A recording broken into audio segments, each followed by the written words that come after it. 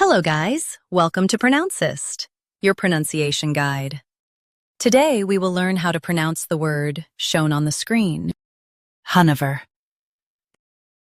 First, let's hear its American pronunciation, HANOVER. Now, read the syllables of U.S. pronunciation shown on the screen naturally. Han, ver, HANOVER. Han, ver, HANOVER. Now, let's focus on British pronunciation of this word, HANOVER. Now, read the syllables of British pronunciation shown on the screen naturally. Han, v, HANOVER. Han, v, HANOVER. In US, stress han and say over.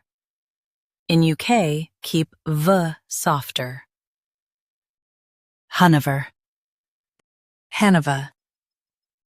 Practice repeatedly and you'll soon be able to say this word perfectly. The best way to practice is to repeat the syllable multiple times. The meaning of the word is a city in Germany. Try repeating this word several times to improve your pronunciation. We post daily videos on useful and commonly mispronounced words to help you speak clearly and confidently. Like this video and subscribe to Pronouncist for more pronunciation guides. Thanks for watching us.